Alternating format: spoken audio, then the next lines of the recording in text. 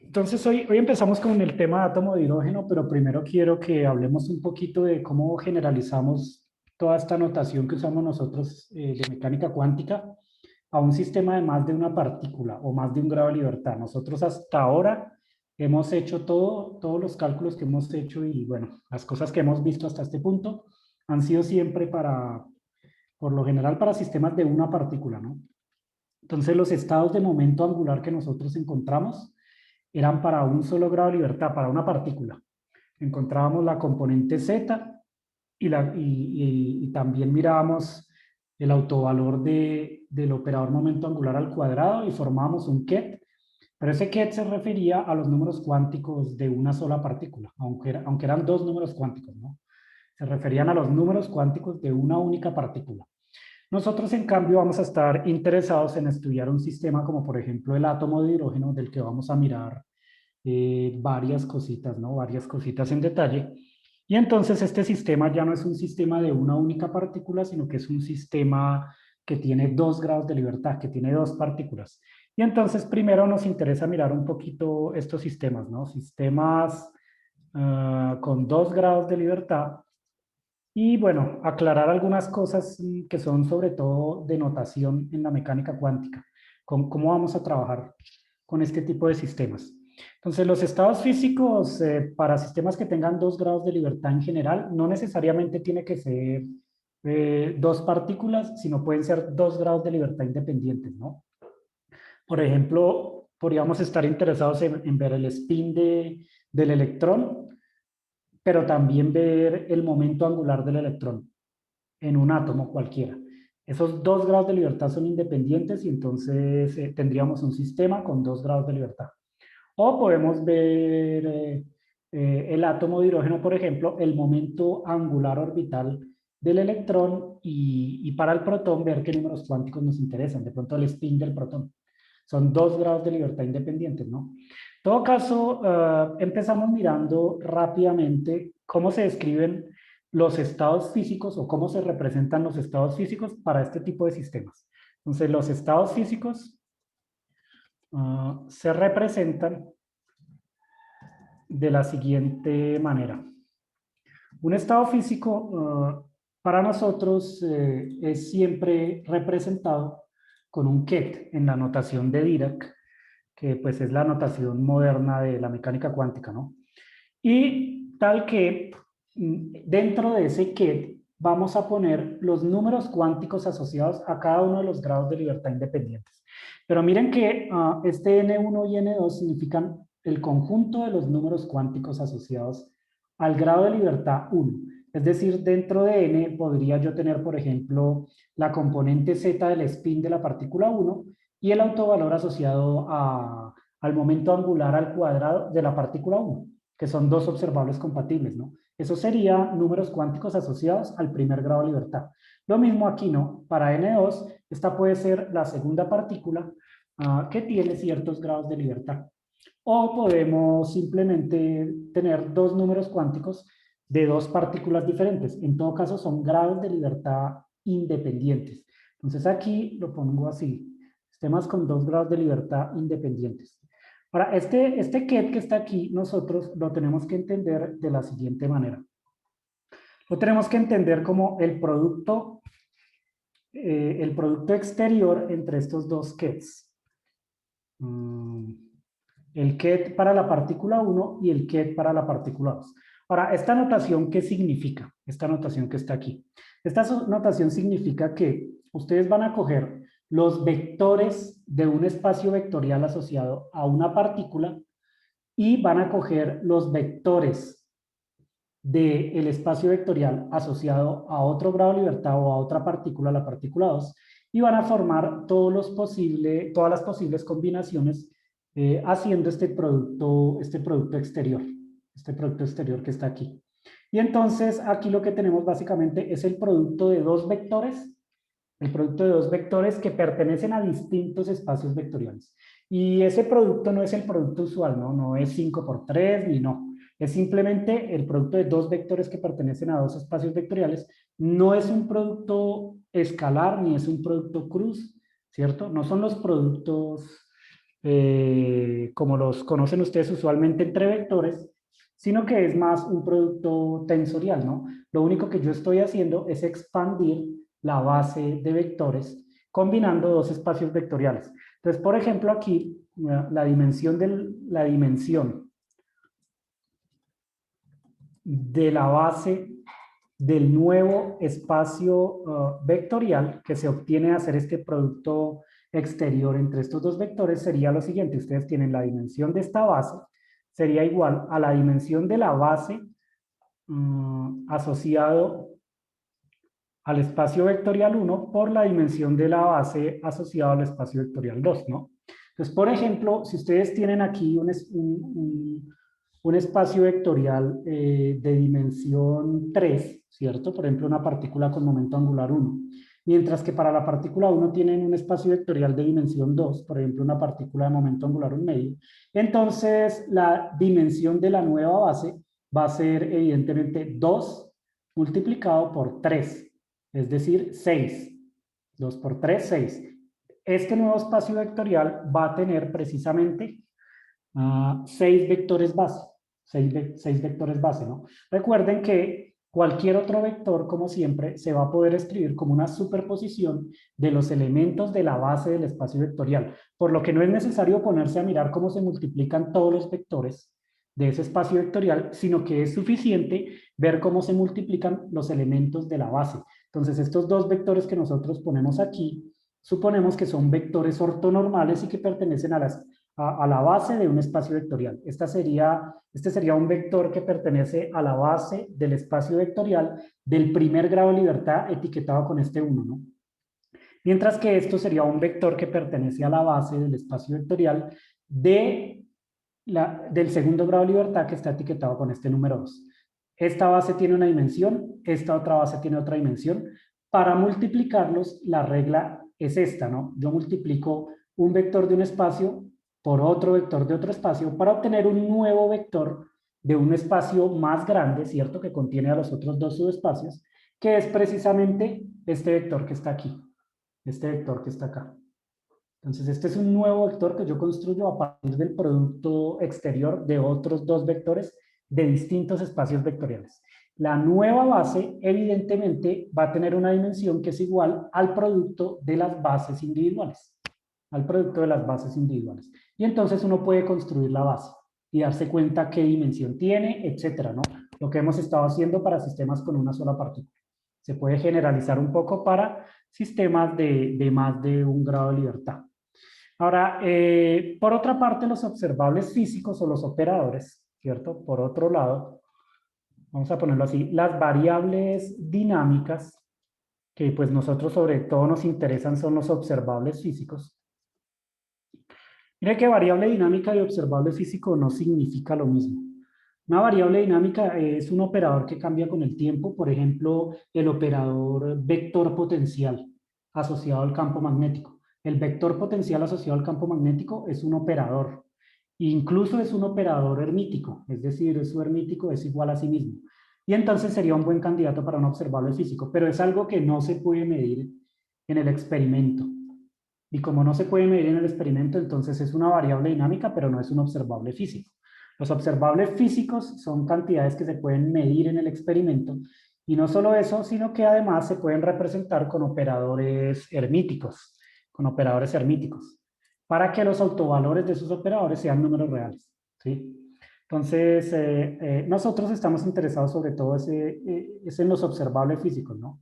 Operadores que son hermíticos, como por ejemplo el momento lineal, el momento angular, ¿cierto? El spin, ese tipo de observables físicos que son los que usamos nosotros. Y entonces, ¿qué pasa para el caso de las variables dinámicas? Las variables dinámicas satisfacen lo siguiente. Entonces, ustedes suponen que una variable dinámica se representa con un operador O. Este operador O, entonces, que pertenece al espacio vectorial de los dos grados de libertad, es decir, nuestro nuevo espacio vectorial, este operador O actúa sobre estos estados del espacio vectorial nuevo, del espacio vectorial compuesto. Y tiene una representación de tal forma que se puede escribir como un O1 más un O2.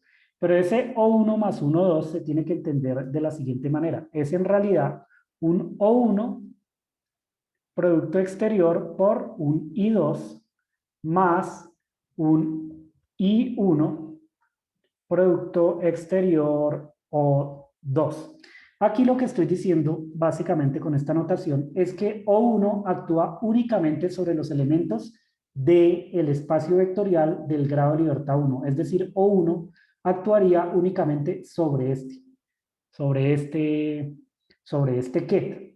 Mientras que O2, este O2 que está aquí, actuaría únicamente sobre el ket 2.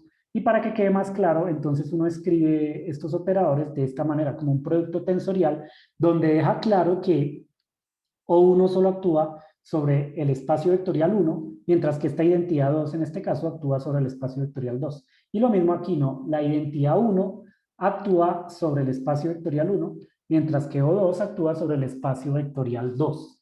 Sobre el espacio vectorial 2. Y esta es una definición, porque todos los operadores se definen especificando cómo actúan sobre el espacio vectorial. Es decir, así se construyen. Esto es una construcción. Yo especifico cómo actúa el operador sobre el espacio vectorial y entonces obtengo precisamente su definición, ¿no? Que es esta que está aquí. Entonces estoy definiéndolo de esta manera. Pues acá específicamente lo que les estoy diciendo es que entonces ahora un operador como este que actúe sobre el espacio vectorial compuesto tiene que operar de la siguiente manera. Esta operación sería equivalente a que el operador se puede descomponer de esta forma. Un operador para el espacio vectorial 1 y otro operador para el espacio vectorial 2. Y esto entonces sería equivalente a que nosotros aplicáramos precisamente esta suma de operadores sobre este espacio de Kets, ¿no? Este espacio de Kets que está aquí. Pero nosotros podemos poner esto de manera un poquito más explícita y escribir entonces más bien los operadores de esta manera, ¿cierto? Y entonces aquí vamos a encerrar esta suma de operadores dentro de un paréntesis y vamos a escribir el vector también como el producto exterior de cada uno de los vectores en el espacio vectorial, ¿no? Así. Y miramos cómo aplicaría, ¿no? Entonces, primero separamos estos términos, ponemos O1 por I2 y lo aplicamos precisamente a este producto exterior. Acá. Más, tomamos el segundo término. Acá simplemente estoy distribuyendo esta suma, no estoy haciendo nada raro. Y lo multiplicamos por el ket en el espacio compuesto. Miren que la regla es sencilla. Todos los que tengan etiqueta 1 actúan sobre el primero, sobre el espacio 1, y todos los que tengan etiqueta 2 actúan sobre el espacio 2. Es decir, que aquí esto se tiene que entender como O1 aplicado únicamente al ket 1, así. O1 aplicado al ket 1.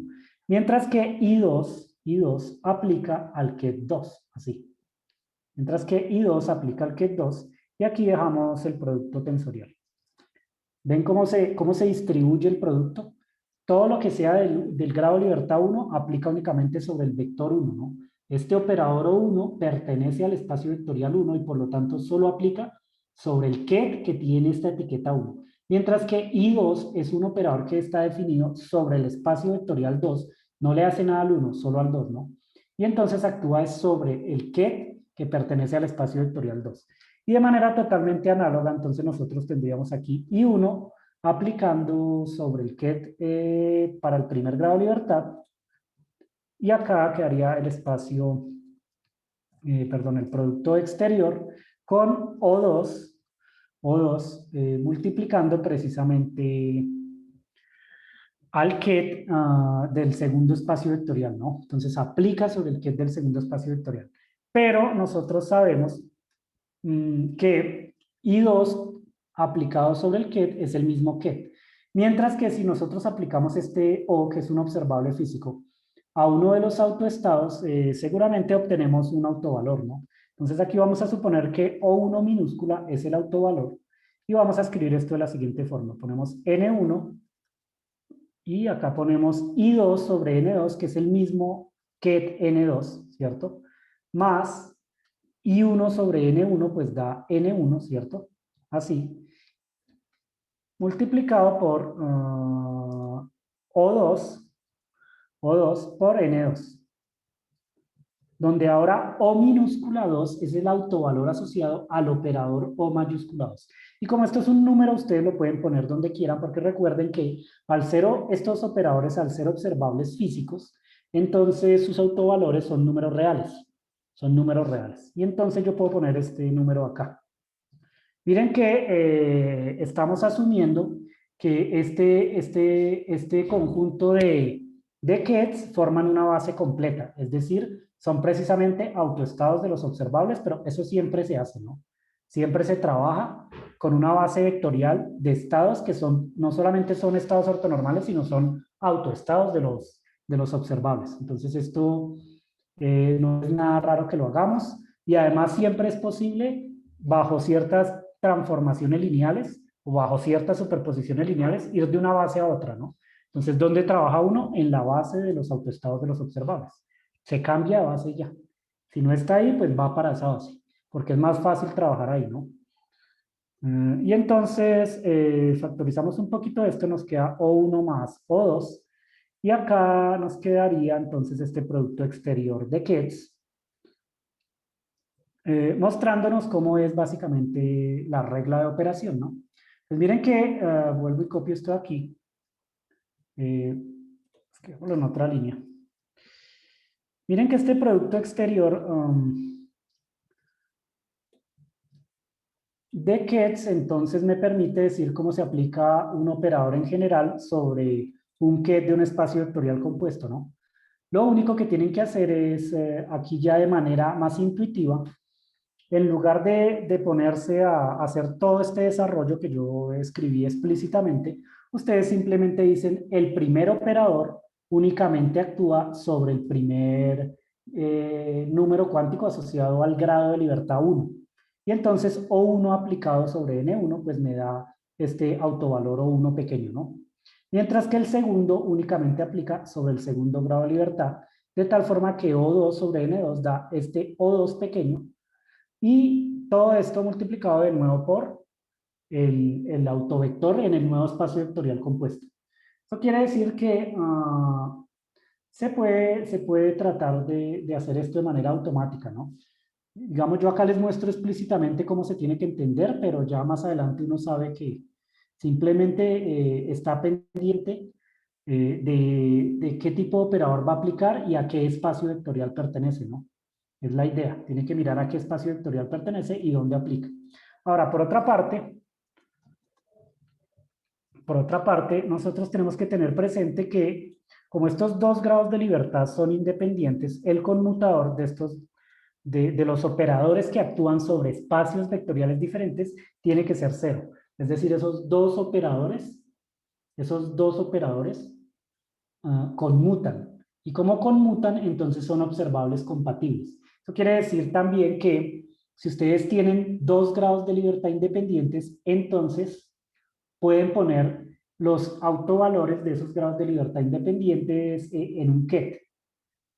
En un ket.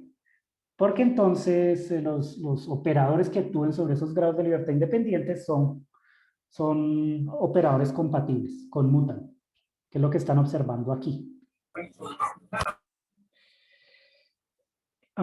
Y bueno, esto se puede generalizar para n dimensiones, pero digamos, no es nada raro de hacer. Ustedes podrían también generalizarlo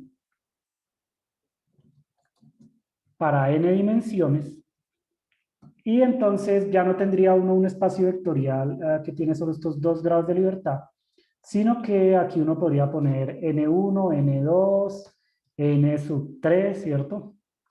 Hasta un n sub n mayúscula, ¿no? Y de nuevo, esto simplemente significaría este producto exterior de kets. Se formaría un nuevo espacio vectorial con alguna dimensión que es el producto de las dimensiones individuales, ¿no? Entonces aquí tendrían varios productos hasta que llegan al kit n sub n, así. El nuevo espacio vectorial tendría como dimensión el producto de las dimensiones individuales. Y es fácil generalizarlo. Además, se puede también los operadores escribir como una suma de n operadores. Entonces aquí, un operador que actúe sobre este espacio vectorial compuesto, entonces debería poderse escribir como O de 1 más O de 2, en fin, más etcétera, hasta O sub n. Miren que esto se puede hacer, esto que está aquí, se puede hacer solo si los números cuánticos que aparecen aquí en los estados físicos pertenecen a observables compatibles. Es decir, solo si estos son grados de libertad independientes, solo si son independientes. Si no son grados de libertad independientes, si no pertenecen a observables compatibles, entonces esta suma que yo estoy poniendo acá no es posible hacerla.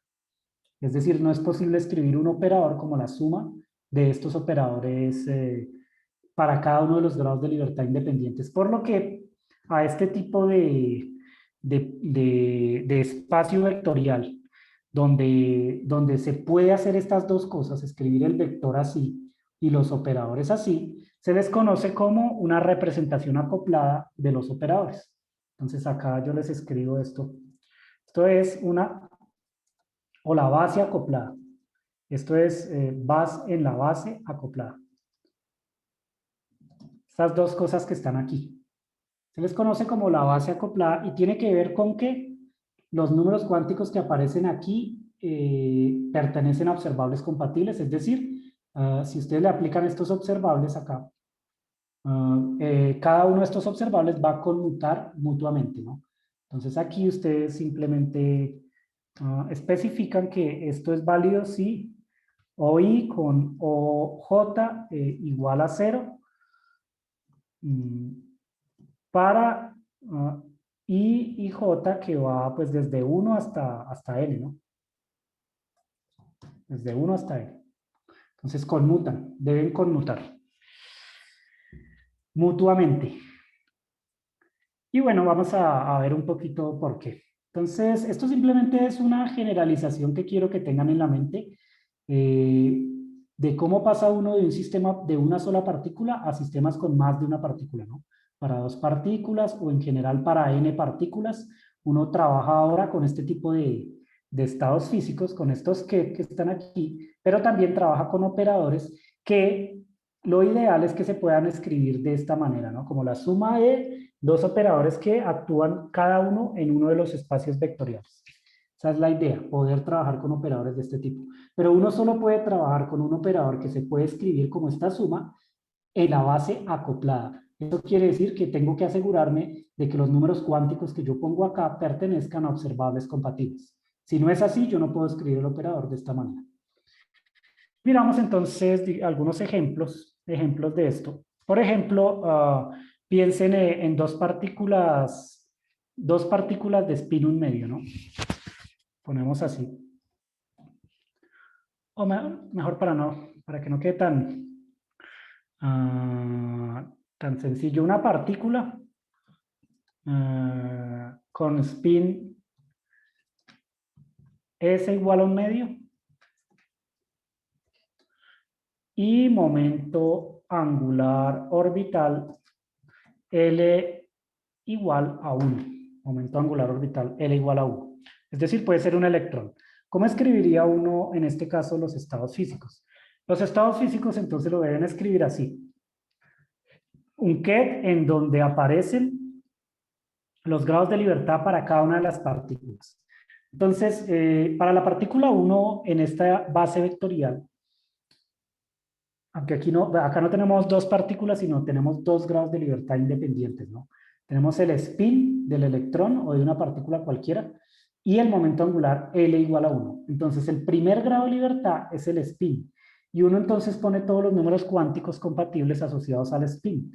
Esos números cuánticos son precisamente S y ms, donde S es el autovalor asociado a S al cuadrado, al momento angular de spin al cuadrado, y ms es el autovalor asociado a la componente z del spin.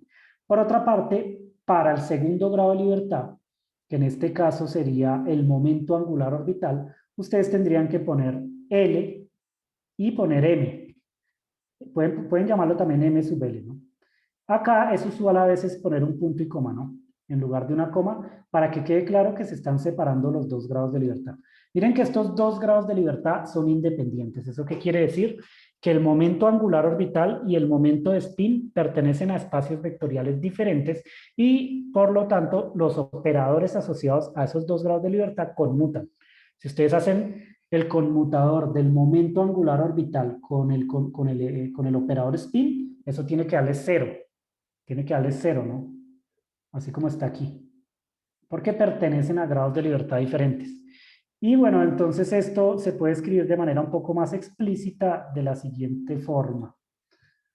Para que les quede aún más claro. Entonces sería lo mismo que tener este producto, este producto, ¿no? Aquí ponen de una vez el 1/2, que sobra el spin. MS en cambio tiene una cierta multiplicidad. Y acá ponen el otro ket, que sería L que vale 1 y ML, donde de nuevo hay una cierta multiplicidad. La dimensión del espacio vectorial, la dimensión de este nuevo espacio vectorial o de la base de este espacio vectorial es igual a la dimensión del primer espacio, que sería el espacio para el spin 1/2, multiplicado por la dimensión del segundo espacio, que sería, bueno, momento angular igual a 1, ¿no? Pero esto es igual a 2 veces S, aunque lo voy a poner en otra línea. La multiplicidad, ¿no? 2 veces S más 1 multiplicado por 2 veces L más 1. Y entonces aquí ustedes tendrían 2 por 1/2 más 1, mientras que aquí tendrían 2 por 1 más 1, ¿no? Es decir, básicamente tienen 2 por 3, que es el espacio vectorial, la dimensión del nuevo espacio vectorial, o sea, 6. Eso quiere decir que existen en la base 6 kets. 6 kets. Si ustedes escriben explícitamente la base de este espacio vectorial, van a aparecer ahora 6 kets. ¿Cuáles kets? Pues los distintos kets que vayan apareciendo, ¿no? Ustedes ponen aquí, por ejemplo, ML puede tomar 3 valores, ¿no? Por eso la dimensión de la base es 3. ¿Cuáles son esos 3 valores? 1, 0, menos 1. Entonces hay 3 vectores diferentes acá. 1, 1, 1, 0, 1, menos 1. Mientras que en el otro espacio vectorial, el del spin, ms puede tomar 2 valores. Es la dimensión del espacio vectorial. 1/2 y menos 1/2. Entonces acá hay 2 kets. 1/2, 1/2, 1/2 menos 1/2. 2 ket por 3 ket da 6 ket, que uno simplemente reconstruye escribiendo todos los posibles valores de ms y de ml. Y eso formaría la base de este nuevo espacio vectorial. La base de este nuevo espacio vectorial. Por otra parte, para el operador momento angular, se tiene que definir el momento angular total. Entonces aquí, para los operadores, ¿no? No, dejémoslo así. Se define el momento angular total como J, una J, igual a J1 más J2, donde en este caso J1 es el momento angular asociado al primer grado de libertad y J2 es el momento angular asociado al segundo grado de libertad. De nuevo, esto se tiene que entender como la siguiente suma. J1 únicamente aplica sobre el espacio vectorial del primer grado de libertad, por lo que aquí se sobreentiende que hay un producto externo por una identidad que actúa sobre el segundo espacio vectorial. Lo mismo aquí, J2 actúa únicamente sobre el segundo espacio vectorial, por lo que se sobreentiende que hay un producto tensorial con la identidad en el primer espacio vectorial. Y en el caso particular de este ejemplo, en este caso particular, lo que nosotros tenemos es que J es igual al spin más el momento angular orbital. Porque el primer grado de libertad que estamos considerando es el spin de la partícula, que vale 1/2. Mientras que el segundo grado de libertad es el momento angular orbital de la partícula que vale 1. Nosotros en principio aplicamos el momento angular total, que es el momento angular asociado a este nuevo vector del espacio compuesto, lo aplicamos sobre el ket, ¿no? Sobre este ket, de la siguiente manera. Entonces ustedes aquí se dan cuenta que aplican J sobre este ket completo, sobre este ket completo. Pero esto es lo mismo que aplicar S más L a todo el ket, ¿no? Y usando lo que les mencioné anteriormente, esto debería darles el siguiente resultado, no lo voy a dejar en la misma línea. Esto debería ser igual a S minúscula más L minúscula. S minúscula más L minúscula multiplicado por el ket, ¿cierto? Multiplicado por el ket. Pero nosotros sabemos cuáles son los números cuánticos. Entonces, usando los números cuánticos explícitamente, nosotros veríamos que aplicar J a este ket, donde S vale 1/2 y L vale 1, en este caso particular, sería equivalente a poner aquí el siguiente autovalor. 1 más 1/2. Acá pondrían H barra y pondrían de nuevo el ket. Ahora, más adelante vamos a ver que este no es el único posible valor que tiene que tener el momento angular total, pero es uno de los valores. Más adelante miramos exactamente por qué. Y así se tiene que entender cómo se hace aplicaciones de operadores sobre espacios vectoriales compuestos. Nosotros sobre todo estamos interesados en un espacio vectorial con 2 grados de libertad. Con 2 grados de libertad. Este sería el primer ejemplo, ¿no? Uno no necesariamente aplica J, que es S más L, sino que lo que hace usualmente es aplicar J cuadrado, ¿cierto? Y S y JZ, ¿no? Recordamos que los observables compatibles son, en este nuevo espacio vectorial, J cuadrado y JZ. Por lo que uno usualmente hace es esto.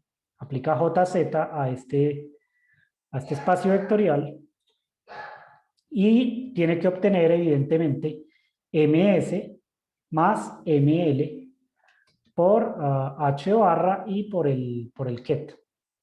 También aplica J cuadrado. Cuando aplica J cuadrado sobre este vector, pues tiene que obtener lo siguiente, tiene que obtener S por S más 1. Entonces esto lo encerramos en corchetes cuadrados, más L por L más 1, multiplicado por H barra al cuadrado, y bueno, esto por el que, ¿cierto? Reemplazan los valores explícitos de S y de L, pero bueno, voy a dejarlo aquí como más general para que se vea mejor, así.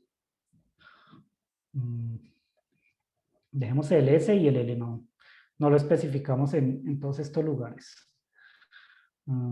Así. Y bueno, ahorita más adelante nosotros vamos a ver cuáles son las propiedades de estos momentos angulares totales. Por ahora simplemente ustedes entienden que la suma de los momentos angulares de cada uno de los grados de libertad. Los grados de libertad pueden ser el spin de la partícula y su momento angular, o pueden ser dos partículas que solamente tienen spin.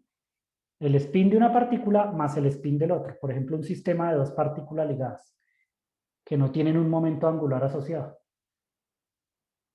O pueden ser dos momentos angulares distintos, ¿no? De dos partículas diferentes, en fin. En todo caso, son dos grados de libertad independientes. Pero vamos a ver otro ejemplo. Este sería el ejemplo 1. El ejemplo 2 sería el átomo de hidrógeno. Entonces, ¿qué pasa con el átomo de hidrógeno? Llamemos este ejemplo 1. ¿Qué pasaría con el átomo de hidrógeno? En el átomo de hidrógeno, el hamiltoniano está escrito de la siguiente forma. El hamiltoniano del átomo de hidrógeno es P1 al cuadrado dividido 2 veces la masa 1 más P sub 2 al cuadrado dividido 2 veces la masa 2 más el potencial de Coulomb. Entonces en el potencial de Coulomb viene la carga eléctrica al cuadrado y abajo viene el valor absoluto o la norma de R1 menos R2, donde aquí, bueno, no les pongo las flechas, pero ustedes entienden que estos son vectores. Son vectores y son operadores al mismo tiempo. Es decir, esto tiene tres componentes, x1, y1, z1. Y esto tiene tres componentes, x2, y2, z2. Esta sería el hamiltoniano para el átomo de hidrógeno libre, sin interacción. No estamos considerando todavía las interacciones entre las partículas. Entonces, en el átomo de hidrógeno, uno lo que tiene básicamente es un protón en el núcleo acá. Y tenemos un electrón mucho más pequeño que el protón, muchísimo más pequeño, con 2000 veces menos masa, orbitando alrededor con un abuso de notación, un abuso del lenguaje, orbitando alrededor del núcleo, lo cual es un abuso del lenguaje porque en mecánica cuántica el principio de incertidumbre de Heisenberg me dice que yo no puedo predecir la trayectoria de ninguna partícula porque no puedo medir el vector posición y el vector velocidad al mismo tiempo, luego no puedo dibujar una trayectoria, ¿no? Pero nosotros sí sabemos que el electrón tiene una probabilidad determinada de encontrarse dentro de cualquier parte de esta región esférica, ¿cierto? El electrón puede estar aquí o puede estar por acá, o por acá, por acá, bueno, en fin, dentro de cualquier parte de esta región esférica. Usualmente se dice que está orbitando alrededor del núcleo, pero bueno, nosotros en mecánica cuántica sabemos que no podemos ver la trayectoria del electrón. Entonces, este vector R1 que está aquí se refiere precisamente a la posición del electrón y el vector R2 se refiere a la posición del protón. Entonces, ustedes eligen un sistema coordenado cualquiera acá. Esto es un sistema coordenado cualquiera. Y de tal forma que simplemente ubican las posiciones de cada una de las partículas, ¿no? Esta sería una. Y bueno, pongamos el electrón en otro lado porque no quedó tan bien ahí, ¿no? El electrón lo ponemos por aquí. Bueno, qué bien dibujado. Lo ponemos por acá. Y decimos, bueno, la posición del electrón es esta otra, ¿no? Esta otra que está aquí. Y entonces, la resta que aparece aquí en el potencial de Coulomb, pues es este vector resultante que está acá, ¿no? El vector resultante que está aquí. Y bueno, pueden etiquetar con 1 o 2 a cualquiera de las partículas, ¿no? Porque acá hay una norma. Entonces no importa. Dicen que el electrón es la partícula, yo qué sé, 2.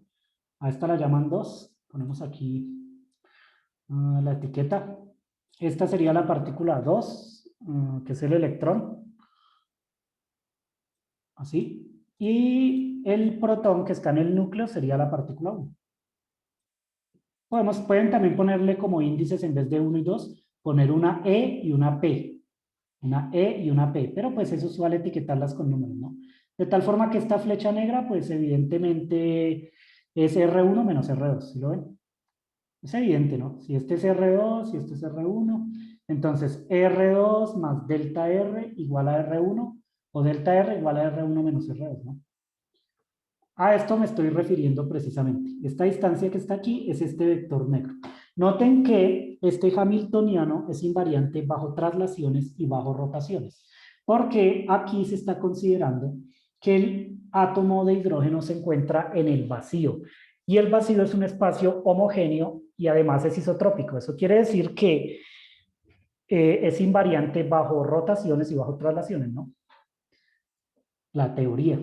En los espacios homogéneos o isotrópicos, no importa yo en qué dirección me traslade o en qué dirección mire, siempre observo lo mismo, ¿no? El átomo de hidrógeno no se modifica porque yo me traslade o porque yo me rote. Entonces, noten que precisamente este hamiltoniano es invariante bajo esas dos simetrías, porque tengo productos escalares únicamente, P1 cuadrado, P2 al cuadrado, estos son números lo que está acá, pero además aquí abajo tengo la norma de la diferencia de las coordenadas, es decir, si yo me traslado, este valor sigue siendo igual. La norma de la diferencia de las coordenadas. Y la norma de un número es la raíz cuadrada del producto escalar de lo que está dentro de la norma. Es decir, también es invariante bajo rotaciones. Entonces, este hamiltoniano que representa al átomo de hidrógeno libre, todavía no estamos considerando ninguna interacción, es un hamiltoniano bien escrito porque es invariante bajo rotaciones y bajo traslaciones, ¿no? Tomamos en cuenta que estamos en un espacio isotrópico y homogéneo, es decir, en el vacío, en el vacío. Pero tiene un problema este hamiltoniano que está aquí. ¿Cómo escribiríamos un estado físico para este, para este hamiltoniano, ¿no? Miren que el potencial es este término que está aquí, el potencial de Coulomb. ¿Cómo sería un estado físico de este átomo de hidrógeno? Entonces, estado físico. Si yo pongo un estado físico para este átomo de hidrógeno, nosotros recordamos que este hamiltoniano satisface la siguiente ecuación de autoestados, ¿no? El hamiltoniano aplicado sobre algún autoestado, que por ahora vamos a llamar un psi, debería ser igual a la energía multiplicada por el mismo autoestado, ¿no? Esta es la ecuación estacionaria del átomo de hidrógeno. Aquí no estamos incluyendo la evolución temporal, ¿no? Solo es una ecuación estacionaria de estados físicos. Pero ¿cómo es este estado físico que está aquí? ¿Qué es lo que nos interesa para este sistema de dos partículas? Este nuevo estado físico necesariamente tiene que tener 2 grados de libertad. Tiene que tener 2 grados de libertad. Y uno estaría tentado a escribirlo como el siguiente producto tensorial. Estaría tentado a escribirlo como el producto tensorial para el primer grado, perdón, el ket para el primer grado de libertad por el ket para el segundo grado de libertad. Tomando en cuenta que el primer grado de libertad ya dijimos que era el protón y el segundo grado de libertad era el electrón. Entonces, ustedes pueden poner aquí también, si quieren, una P y acá pueden poner una E, ¿no? No importa. En todo caso, esto en la representación coordenada también se podría escribir de la siguiente manera, ¿no? Este ket podríamos escribirlo en la representación coordenada para el átomo de hidrógeno de esta forma. Podríamos poner que un R se escribiría como un R1 más un R1 por un R2, ¿no? Esta sería la representación coordenada para el átomo de hidrógeno. Pero esto tiene un problema. Tiene un problema y es que estos 2 grados de libertad que están aquí no son en realidad independientes. No son en realidad independientes porque miren que el hamiltoniano no está en la base acoplada. Nosotros dijimos que un operador se encuentra en una base acoplada si sus partes conmutan. Por ejemplo, en este caso, el operador para que esté en la base acoplada se debería poder escribir como la suma de dos operadores de tal forma que esos dos operadores conmutan y entonces los números cuánticos asociados a cada uno de los observables que están aquí, los números cuánticos asociados a cada uno de los observables que están aquí, son independientes, ¿no? Pero acá este hamiltoniano no está escrito de esa forma. Este hamiltoniano no se puede escribir, pero lo vemos así, no se puede escribir en la base acoplada. O no está escrito en la base acoplada, ¿no?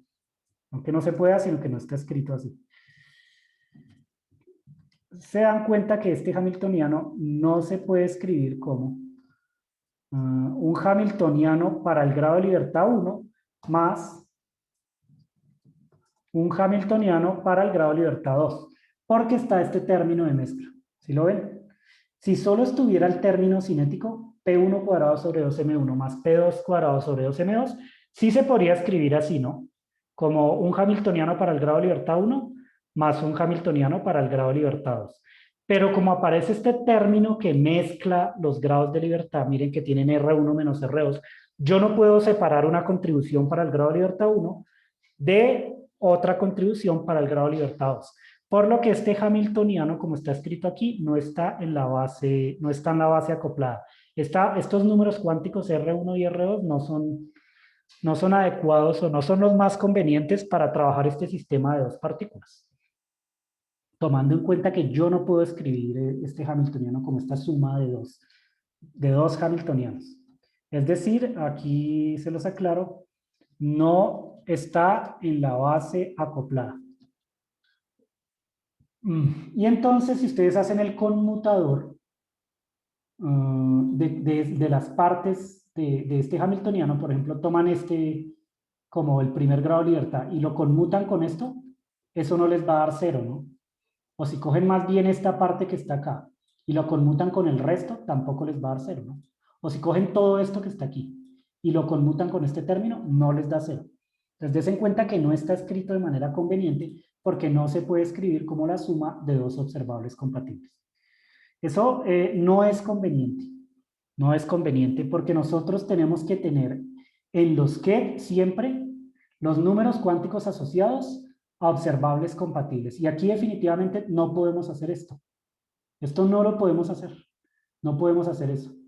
Porque estos no son los números cuánticos asociados a H1 y H2, porque en principio este término de mezcla que está aquí no me permite hacer esa separación entre los dos grados de libertad. Es decir, esto por ahora no es posible. Uno pensaría que sí, pero no. No puedo escribir el ket como este producto tensorial, este producto exterior acá. No lo puedo escribir así, porque estos no son autovalores de grados de libertad independientes. El hamiltoniano no está escrito de esta forma. Entonces, si yo intento hacer el conmutador de una parte con el resto, con la otra parte, no me da cero.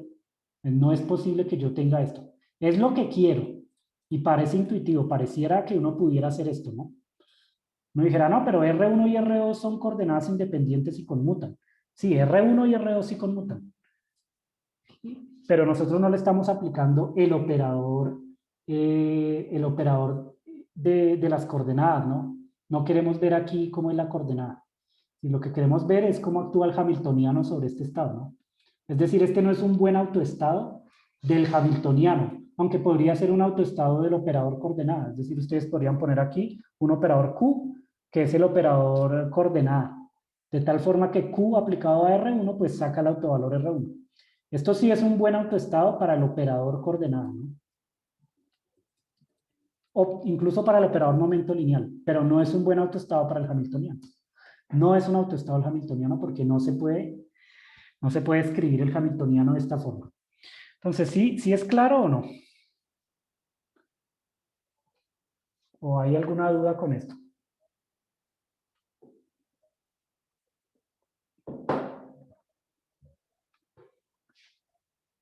¿O si les está quedando claro?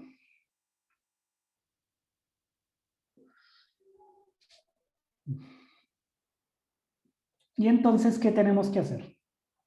Tenemos que, de alguna manera, escribir el hamiltoniano para que quede en la base acoplada, es decir, para que quede como la suma de dos términos que conmutan mutuamente. Eso es lo que tenemos que hacer. Tenemos que hacer eso, ¿no? Y entonces, a esta base que nosotros tenemos aquí, la llamamos base no acoplada, ¿no? Base no acoplada. Y vamos a mirar qué podemos hacer. Entonces, primero, recordamos el concepto de variable canónica conjugada, ¿no? Recordemos el concepto de variable canónica conjugada. El concepto de variable canónica conjugada en la base, por ejemplo, no acoplada, era el siguiente, ¿no? Las variables canónicas conjugadas eran las siguientes, a ver si lo recuerdan. Lo voy a escribir acá. Las dos variables. Era este conjunto de variables que están aquí. Lo ponemos así.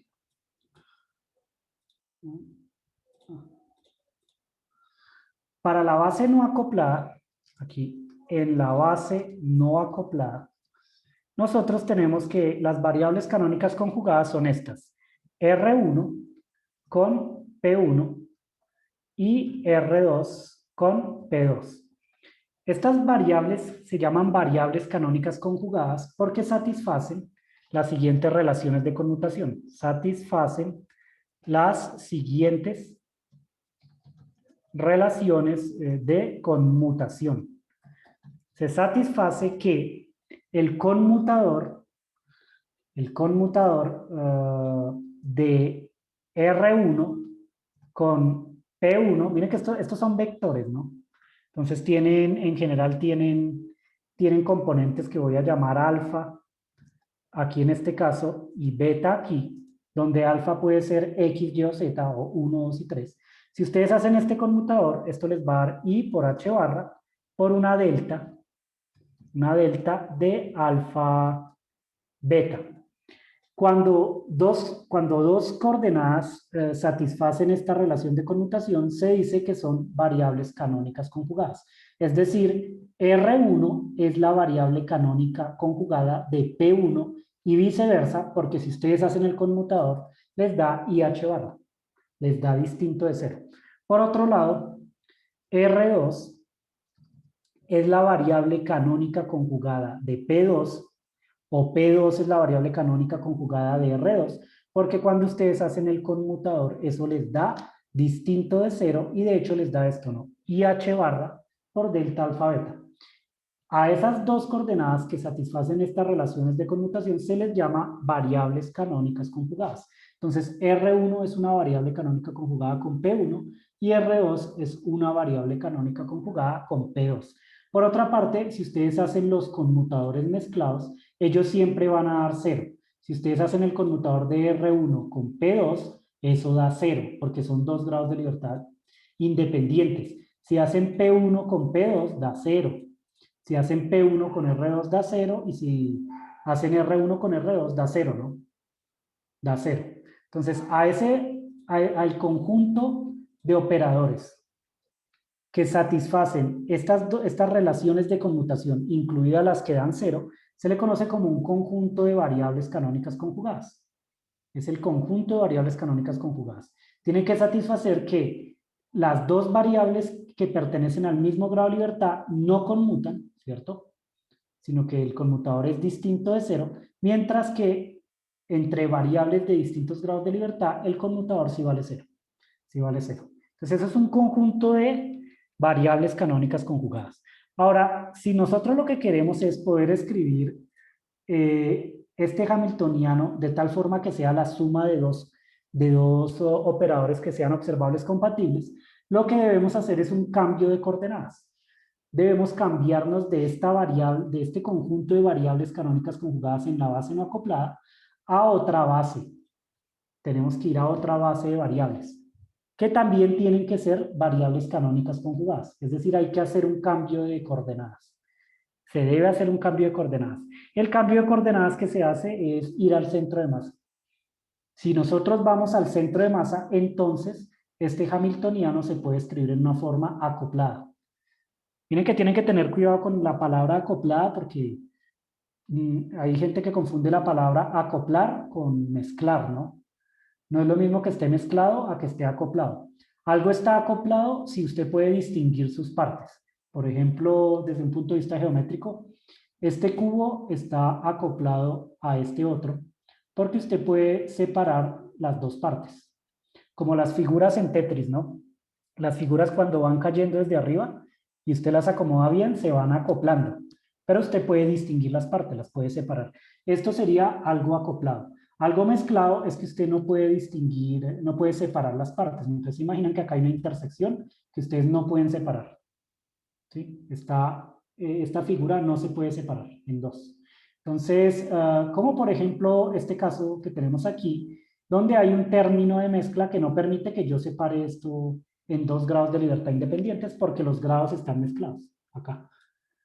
Entonces, acoplado significa que yo puedo separar en las partes, o sea, esto que está aquí, esto que está acá. Mezclado que no lo puedo separar. Entonces queremos cambiar entonces esta base de variables canónicas conjugadas a otra base que me permita escribir el hamiltoniano en una forma acoplada, que yo separe una de la otra, que cada parte al hacer el conmutador de cero, pero no solo eso, sino que las variables sean canónicas conjugadas. Y entonces el cambio de base que hay que hacer es ir al centro de masa. Lo escribimos acá. Debemos ir al centro de masa para que el hamiltoniano se pueda escribir en una forma acoplada, o sea, en la base acoplada. Y miramos cuáles son las variables en la base acoplada. En la base acoplada, las variables canónicas, ¿cuáles serán? Entonces acá lo escribo. En la base acoplada, que ahora es el centro de masa, que lo escribimos aquí, centro de masa. Estas variables, ¿cómo son? Entonces, las variables las vamos a elegir de la siguiente forma. Las variables son lo siguiente. Primero, en vez de este R1 vamos a poner R centro de masa. R centro de masa. Así. En vez de P1 vamos a poner el momento total, que es igual a P1 más P2, el momento lineal total. P igual a P1 más P2. En vez de este R2 vamos a poner una R minúscula, que es igual a R1 menos R2, que es lo que aparece precisamente acá en el denominador. Y en vez de P2 vamos a poner un P' que debemos calcular porque no sabemos qué es. Ahora, miren que estoy haciendo un cambio de coordenadas, o un cambio de base en el espacio coordenado, ¿no? Cambié R1, P1, R2, P2, que es un conjunto de variables conjugadas, por este nuevo conjunto. R centro de masa, P, que es el momento lineal total, ¿cierto? R centro de masa y P, que es el momento lineal total. Y las otras dos coordenadas son esta diferencia relativa entre las distancias de cada una de las partículas, o sea, R1 menos R2, pero además un P' que hay que calcular. Es el nuevo conjunto de variables canónicas conjugadas. Ahora, hay que mostrar que son variables canónicas conjugadas, es decir, esta base es de tal forma que debe satisfacer lo siguiente. Debe tenerse que R centro de masa, si ustedes hacen el conmutador con P, que es el momento lineal total, aquí para cada una de las componentes, ¿cierto? Alfa y beta, porque todos estos son vectores en 3 dimensiones, esto les tiene que dar IH barra por delta alfa beta, ¿cierto? De esa manera, estamos diciendo que el momento lineal total es una variable canónica conjugada de la posición del centro de masa y viceversa, ¿cierto? Pero además tenemos que tener que el conmutador de esta R minúscula que yo puse aquí, con esta P' que hay que calcular, es también IH barra por delta de alfa beta. Eso quiere decir que esta R minúscula es la variable canónica conjugada de esta P' y viceversa, ¿no? Por otra parte, se tiene que tener que todos los demás conmutadores dan cero. Es decir, que si ustedes hacen el conmutador de P con P', eso tiene que dar cero. Si ustedes hacen el conmutador de P con R minúscula, tiene que dar cero. Si ustedes hacen el conmutador de R centro de masa con R, debe dar cero. Y si hacen el conmutador de R centro de masa con P', eso tiene que dar cero. De esa manera tenemos un conjunto de variables canónicas conjugadas que, bueno, hay que esperar que sí permita escribir el hamiltoniano de forma acoplada, pero bueno, yo se los adelanto, sí se puede, ¿no? Si se escribe en el centro de masa, uno desacopla las coordenadas porque desde el centro de masa ustedes están parados precisamente acá. Y en el centro de masa, bueno, no precisamente acá, no, están parados acá, aquí. Están parados en el protón viendo cómo se mueve el electrón o en el electrón viendo cómo se mueve el protón. ¿En dónde estarán parados en realidad? Están parados en el protón viendo cómo se mueve el electrón porque la masa del protón es mucho más grande que la del electrón, ¿no? Entonces están parados aquí, tomando en cuenta que la masa del electrón es prácticamente cero. Si las masas fueran iguales, ustedes estarían parados en un punto intermedio, ¿no? Pero están parados es acá. Entonces, desde aquí uno vería al electrón moverse alrededor de 1. Y entonces no se necesitarían en realidad dos coordenadas para describir este sistema, sino solamente una. R sería con esta R, bueno, en este caso particular. Entonces, en todo caso, es la manera conveniente de escribir el hamiltoniano en forma acoplada, ir al centro de masa, pero nos tenemos que asegurar que tenemos todas las variables canónicas conjugadas, porque miren que aquí, en la base no acoplada, teníamos las coordenadas canónicas conjugadas, ¿no? R1P1, R2P2, que es precisamente lo que aparece en el hamiltoniano. P1R1, P2R2. Es decir, aquí las coordenadas que están acá son un conjunto de variables que son canónicas y conjugadas, ¿no? Es decir, que satisfacen estas relaciones de conmutación. Me cambio a otra base, que es la del centro de masa, pero me aseguro que en esa base las coordenadas también sigan siendo canónicas conjugadas. Y miramos qué pasa, ¿no? Miramos qué pasa. Entonces, primero verifiquemos que la primera relación de conmutación sí se satisface. Verifiquemos que esto se satisface porque miren que yo lo puse de una vez acá. Yo estoy diciendo R centro de masa y el momento lineal total. El momento lineal total conmutan. Entonces, ¿será que es cierto? Entonces, primero verifiquemos lo siguiente. Vamos a verificar que de hecho esto se tiene, ¿no? ¿Cuánto vale este conmutador? Y dejamos claro que sí son variables canónicas conjugadas. Este conmutador es equivalente a hacer lo siguiente. Ustedes escriben R centro de masa de la siguiente manera. Eso sería la masa 1 por R1. Esto solo es su definición, ¿no? La definición de la posición del centro de masa de un sistema de dos partículas es esto. M1 por R1 más M2 por R2 dividido M1 más M2. Eso sería R centro de masa. Mientras que el momento lineal total es P1 más P2. Y vamos a desarrollar este conmutador para ver qué obtenemos.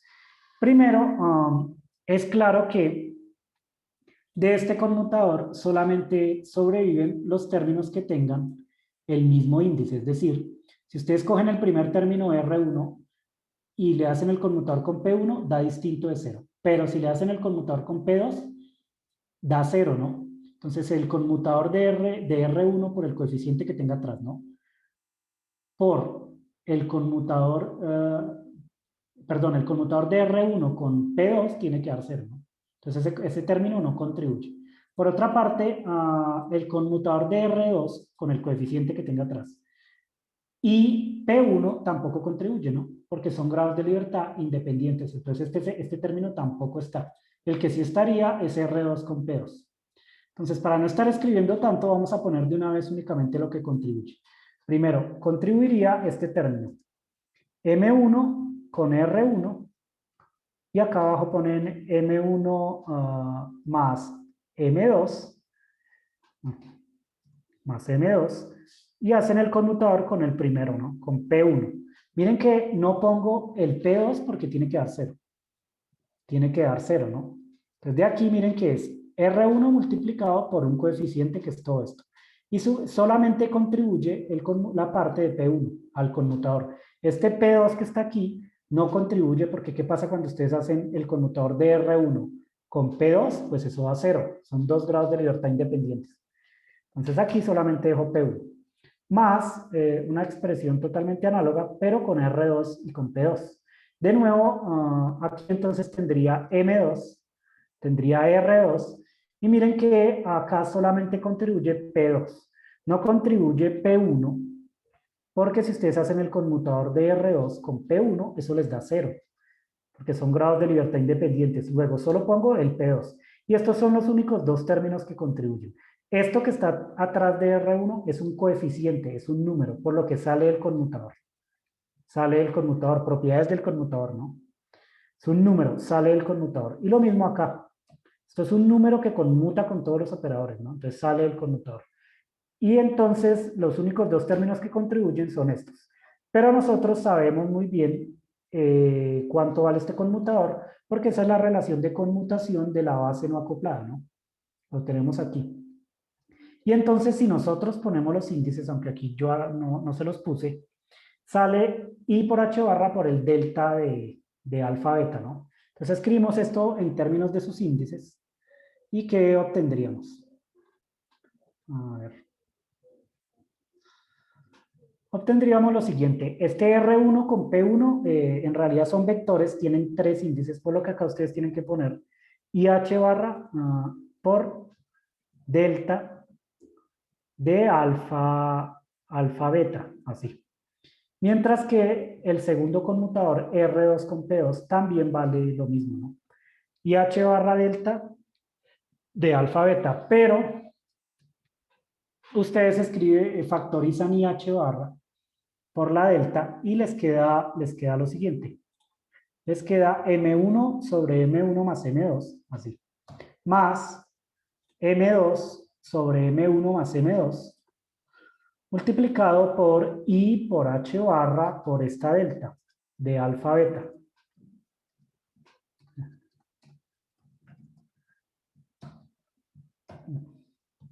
Pero resuelven la suma que está aquí adentro. Miren que el denominador es el mismo. Está dividido sobre M1 más M2. Y por lo tanto, lo que están obteniendo dentro del paréntesis es precisamente esto. M1 más M2 dividido M1 más M2. Y esto multiplicado precisamente por IH barra por delta alfa beta. Pero M1 más M2 dividido M1 más M2 es 1 y 1 por IH barra delta alfa beta pues es IH barra delta alfa beta. Eso quiere decir que este conmutador que está aquí de R centro de masa con el momento lineal total es precisamente IH barra delta alfa beta. O dicho de otra forma, el momento lineal total es una variable canónica conjugada de la posición del centro de masa. Y viceversa. Entonces, estas dos coordenadas, en efecto, sí son variables canónicas conjugadas. Falta mostrar este otro conmutador, el segundo conmutador. Y para mostrar eso, primero es necesario que encontremos P', ¿no? Necesitamos encontrar P'. Entonces, lo escribimos aquí. Escribimos la conclusión, ¿no? Conclusión, el momento lineal total y la posición del centro de masa son variables canónicas conjugadas, porque satisfacen esta relación de conmutación. Ahora, miremos si se satisface lo siguiente. Ahora, ya tenemos el primer par de variables canónicas conjugadas, pero necesitamos el otro par, que es esto que está aquí.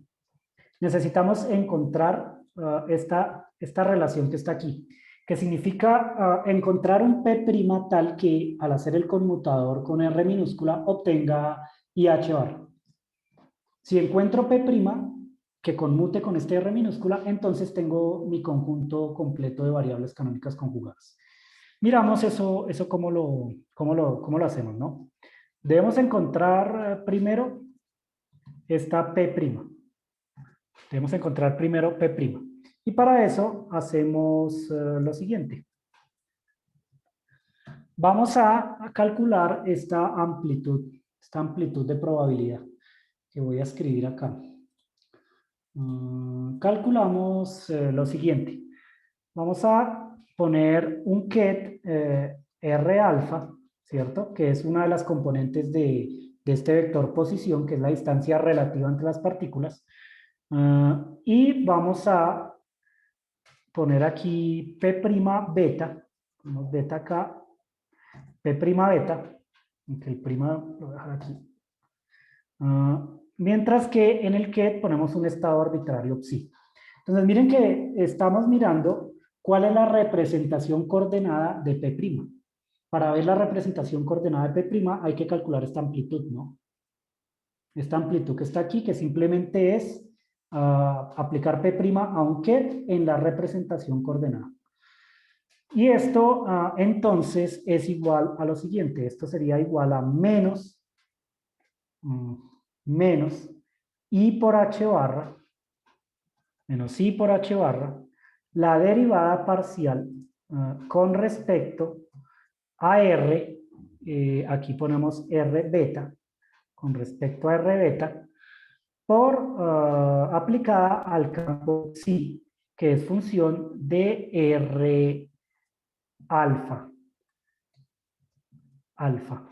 Y entonces aquí hay que tener cuidado, mucho cuidado con los índices que estamos usando, porque, a ver, lo primero que estoy haciendo es, escribo P en su representación coordenada. Recuerden que es menos IH barra gradiente, la representación coordenada del momento lineal. Pero esa representación coordenada la tienen que saber escribir, porque nosotros estamos diciendo que este P' es la variable canónica conjugada de R. Por lo que aquí en la derivada tiene que aparecer precisamente esa R minúscula. Esa R minúscula que está acá. La R minúscula, no cualquier otra R, porque se supone que estas dos son variables canónicas conjugadas.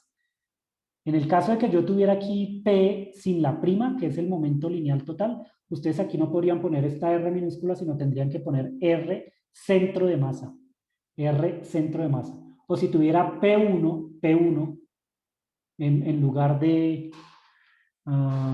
este P', tendrían que poner aquí R1, que es la variable canónica conjugada de P1. O si tengo P2, tengo que poner R2, que es la variable canónica conjugada de R2. Entonces, en esta representación coordenada del momento lineal, ustedes tienen que poner en la derivada las variables canónicas conjugadas al momento lineal. No cualquier cosa, ¿no? Por eso es importante saber este concepto de variable canónica conjugada. Ahora, el índice que aparece aquí es beta, por lo que en la derivada aparece precisamente el beta que está ahí. Por otra parte, estamos mirando cómo es la función de onda en la posición R alfa, por lo que noten que R alfa aparece dentro de la función de onda. Eso es lo que estamos haciendo, ¿no? Entonces, mire, escribimos el momento lineal en su representación coordenada y estamos mirando esta amplitud de probabilidad, que es la probabilidad de que esta función se encuentre precisamente en esta posición R alfa, ¿no? Es precisamente lo que estamos mirando. Y entonces hay que tener cuidado con los índices, ¿no? Aquí el índice alfa es el índice del BRA. Mientras que el índice beta del momento lineal aparece acá en la derivada. Y en ambos tenemos la misma R porque, bueno, acá el BRA sí tiene la R de la posición relativa. Entonces, habiendo especificado esto, nosotros podemos escribir esto de una manera un poquito más conveniente así. Lo escribimos, en vez de R alfa, vamos a escribirlo en términos de sus coordenadas. Recuerden que R es la distancia relativa entre las partículas y entonces es R1 menos R2. Por lo que R alfa lo escribimos así. R1 alfa menos R2 alfa. Y ahora usamos la regla de la cadena. Usando la regla de la cadena, nosotros observamos lo siguiente. Observamos que entonces esta cantidad que está aquí se puede escribir de la siguiente manera. Van a aplicar la regla de la cadena al segundo, a la función de onda como está escrita acá, ¿no? Acá, van a aplicar la regla de la cadena aquí.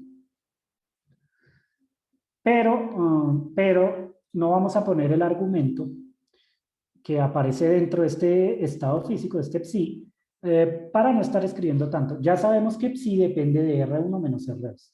Y entonces, si ustedes aplican la regla de la cadena aquí, lo que les tiene que aparecer es lo siguiente. Primero les aparece de psi, así. De psi de R1, como lo estoy escribiendo yo, de psi de R1 alfa, porque van a tomar primero la derivada con respecto a R1 alfa, multiplicado por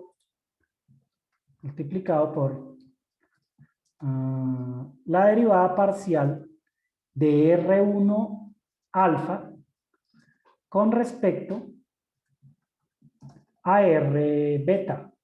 Y no es más que la regla de la cadena, ¿no? dr beta phi es de phi de R1 por dr1 alfa de R beta.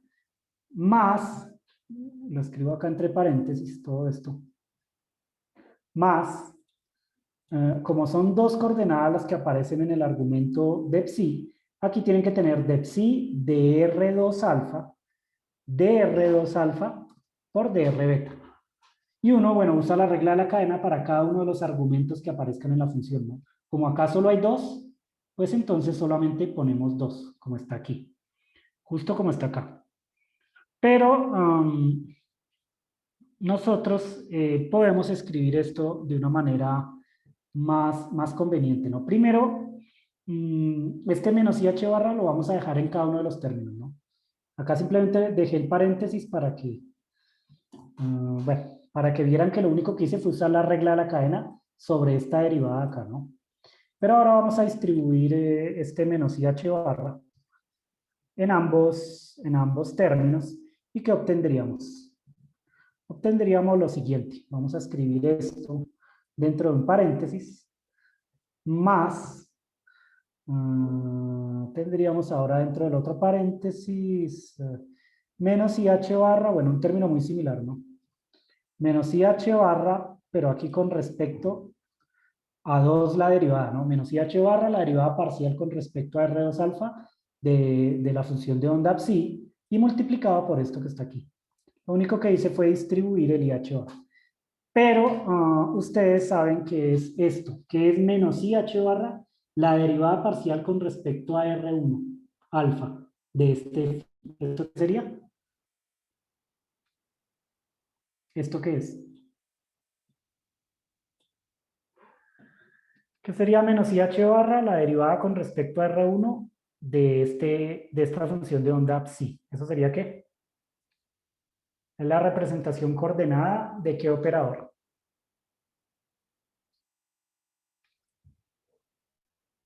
¿Alguna idea?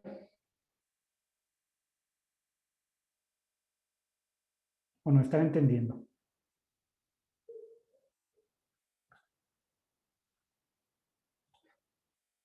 Miren que esto es la representación coordenada del operador P1. P1, el momento lineal 1. Porque aquí la variable canónica conjugada que aparece es esta R1 que está acá. Entonces R1 y P1 son variables canónicas conjugadas. Esta no es más que la representación coordenada del momento lineal asociado a la partícula 1, ¿no? P1. Y entonces aquí tendríamos P1 multiplicado por dr1 alfa de R beta, ¿no? La derivada de R1 con respecto a R. Más, evidentemente, la segunda es precisamente la representación coordenada del momento lineal P2, ¿no? Multiplicado por este término que está aquí. Entonces ponemos este término después. Y bueno, todo esto en realidad aparece multiplicado por la función de onda, ¿no? Así, por la función de onda psi.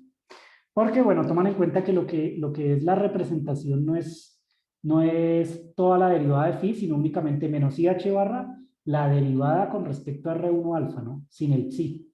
Esa es P1. Entonces esto es P1 por psi. Y aquí esto que está aquí sería P2 por psi. Saco el psi fuera y lo dejo aquí aparte, lo factorizo. Entonces obtendríamos este resultado que está aquí, ¿no? Este resultado que está acá. Pero este resultado lo podemos escribir de otra manera, más conveniente, recordando que aquí este phi es un phi de R alfa. Este resultado lo podemos escribir de nuevo en la notación de Dirac de la siguiente manera. Podemos escribir como todo esto que está aquí lo ponemos dentro de la amplitud, acá. Y por lo tanto, comparamos lo que está a la izquierda con lo que está a la derecha. Comparamos estos dos términos. Y como conclusión, lo que nosotros estamos observando aquí es que este P'(B), se puede escribir como esta cantidad que está acá. P1 por dr1 alfa dr beta más P2 por la derivada con respecto a R de R2. Esto sería precisamente P' beta. Y entonces es necesario encontrar estos coeficientes que están aquí de P1 y P2.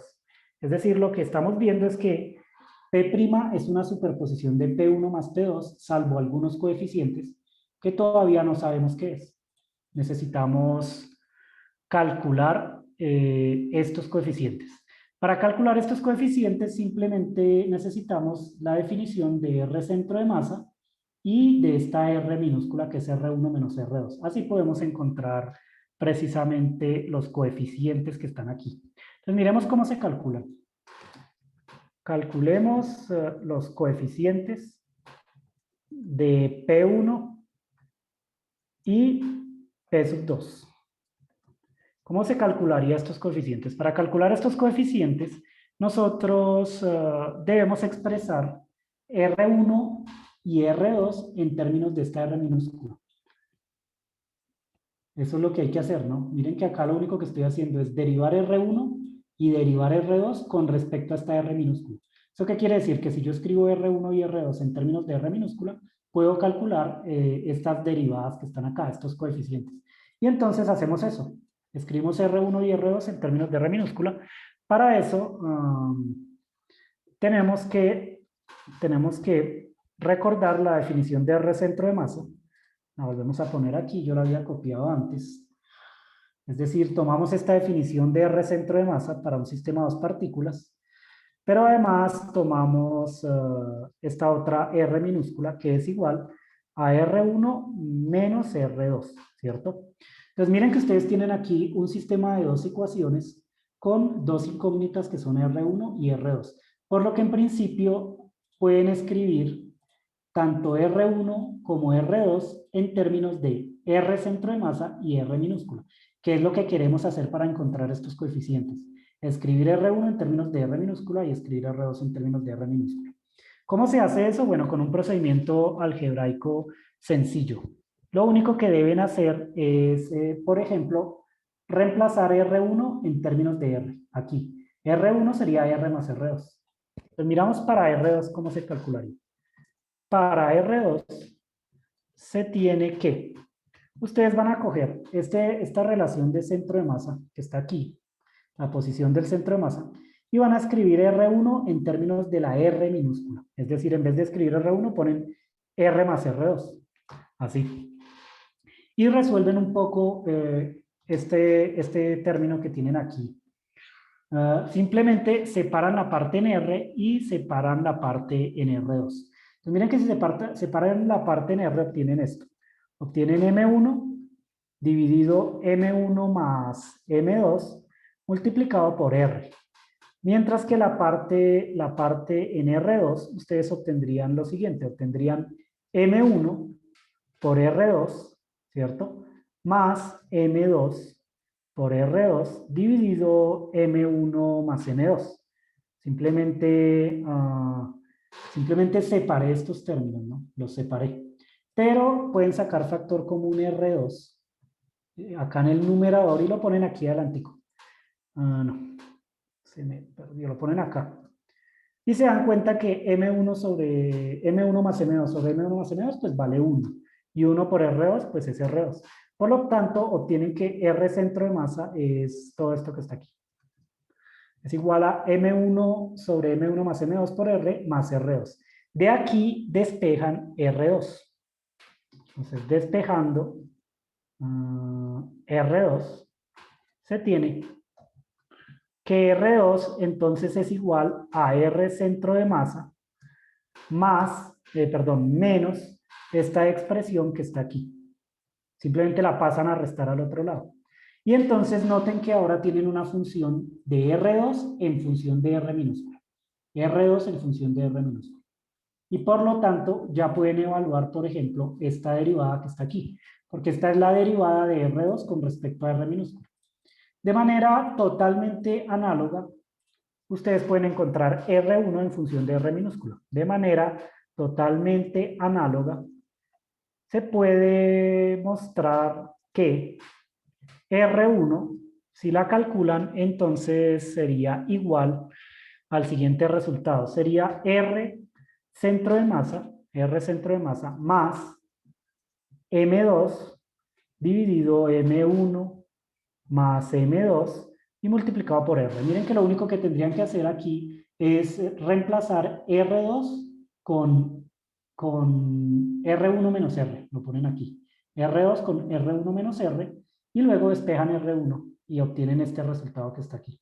Entonces miren que tanto R1 como R2 se pueden escribir en términos de R centro de masa y de R minúscula, de la distancia relativa, porque lo que estamos haciendo en realidad es un cambio de base, ¿no? Un cambio coordenado. O trabajamos con las coordenadas desacopladas, R1 y R2, o trabajamos con estas coordenadas del centro de masa, que en principio son coordenadas acopladas, ¿no? Porque van a permitir que el hamiltoniano se separe en dos términos. Entonces usamos estas definiciones y por lo tanto aquí podemos calcular ahora sí los coeficientes. El primer coeficiente, que es esta derivada parcial de R1 alfa con respecto a R beta, pues es equivalente a que ustedes le hagan la derivada a esto que está aquí. Entonces, ustedes hacen derivada parcial con respecto a R beta de R1 alfa. Pero R1 alfa es coger todo esto y ver la componente alfa de todo esto, ¿no? Es decir, ustedes simplemente quitan aquí R1 y ponen el término completo, ¿no? Así. No, sirve. Más bien ponemos esto dentro de paréntesis. Así, ya. La componente alfa de todo esto, ¿no? Que es equivalente a que ustedes distribuyan el alfa aquí. Es el alfa acá, o ponen el alfa acá, ¿no? Así. No. El alfa aquí. Y quitan este alfa acá arriba entonces. Lo mismo, ¿no? Es lo mismo. Tienen que aplicarle la derivada entonces a este término con respecto a R minúscula. Miren que el primer término se anula porque esto no depende de R minúscula y únicamente sacan la derivada del segundo término. La derivada del segundo término es evidentemente M2 dividido M1 más M2. Y por lo tanto ya tienen el primer coeficiente. M2 dividido M1 más M2. Por otra parte, para el segundo coeficiente, necesitamos calcular esta derivada. Calcular esta derivada. Esta derivada, de nuevo, pues ustedes la calculan como la derivada con respecto a R beta de algo que van a poner aquí en paréntesis. Lo que van a poner en paréntesis es todo esto que está acá. R2, R2 alfa. Y entonces ponen el índice alfa aquí. Alfa aquí. Y ponen el índice alfa acá. Ahora, si ustedes hacen esta derivada de nuevo, bueno, se me olvidó poner aquí la delta de alfa beta, ¿no? Aquí viene una delta de alfa beta, tomando en cuenta que están derivando con respecto a beta a R alfa. Entonces, si los índices son iguales, da 1. Si los índices son diferentes, da 0, evidentemente, ¿no? Porque esta R es un vector, ¿no? X, Y, Z. X, Y, Z. Entonces, tiene que venir esta delta que está aquí. Y bueno, acá de nuevo, R centro de masa vale, si lo derivan con respecto a R minúscula, vale 0. Y aquí si derivan aparece entonces el siguiente resultado. Aparece todo este coeficiente menos M1 sobre M1 más M2 multiplicado por esta derivada, ¿no? La derivada parcial de R alfa con respecto a R beta. Pero esto que está acá, de R alfa con respecto a R beta, pues no es más que la delta de Kronecker alfa beta. Así, la delta alfa beta. Y por lo tanto, nosotros tenemos entonces el siguiente resultado.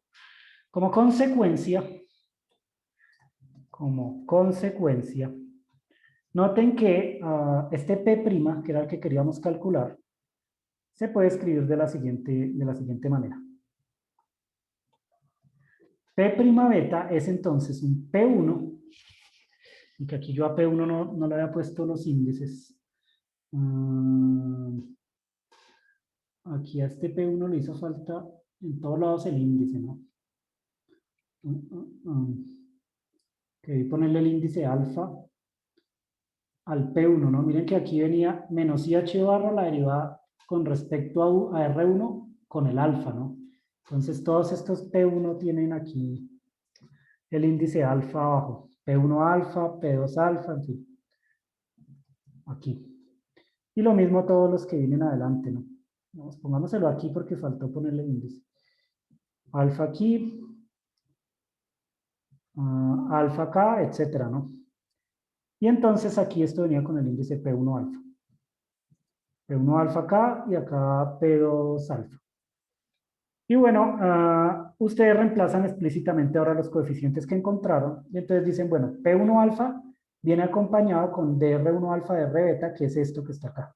Entonces cogen esto y lo ponen aquí atrás y lo multiplican por P1 alfa. Más P2 alfa viene con este otro coeficiente que está aquí. Entonces ponen este coeficiente acá. En vez del más ponen el menos.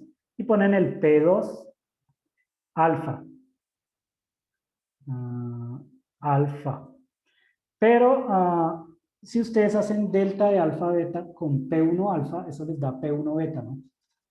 Entonces escriben esto de la siguiente manera. Espero que sepan por qué, ¿no? Ustedes hacen delta alfa beta por P1 alfa, eso les da P1 beta. Porque esta delta es 0 si alfa es distinto de beta y es 1 si alfa es igual a beta, por lo que el único término que sobrevive es cuando alfa es igual a beta, entonces ustedes simplemente cambian alfa por beta. Y listo. Entonces aquí ponemos, en vez de todo esto, ponemos P1 beta, así. Menos todo esto, y en vez de poner la delta de Kronecker, tomamos en cuenta que esta delta vale 1 cuando alfa es igual a beta, y 0 en caso contrario, entonces aquí mejor decimos que alfa es igual a beta. Tendríamos precisamente este resultado, P', beta igual a M2 sobre M1 más M2 por P1 beta, menos M1 sobre M1 más M2 por P2 beta. Eso quiere decir que P' es una combinación. Por lo tanto, lo que estamos observando es que P' es entonces una combinación de P1 y P2. Es este coeficiente que depende de las masas multiplicado por P1 menos este otro coeficiente que también depende de las masas multiplicado por P2. Y eso sería precisamente P'. Entonces hemos calculado P', que era la otra variable canónica conjugada que nos estaba haciendo falta. Nosotros ya teníamos R centro de masa, ya teníamos el momento lineal total, teníamos esta otra coordenada que es la distancia relativa entre las partículas, nos faltaba calcular P'. Ya sabemos ahora que es P', pero tenemos que verificar que P' sí es una variable canónica conjugada de R. Y entonces lo escribimos aquí.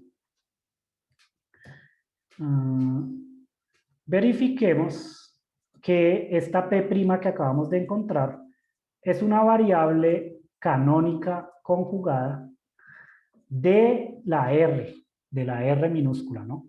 Y para eso tenemos que calcular el siguiente conmutador. Tenemos que calcular el conmutador de R, que lo vamos a poner aquí, un R alfa, con precisamente esta P', con el índice beta, ¿no? Y miramos esto que nos tiene que dar. Esto nos tiene que dar IH barra por delta alfa beta. Si da eso, pues uno ya sabe que está bien, ¿no?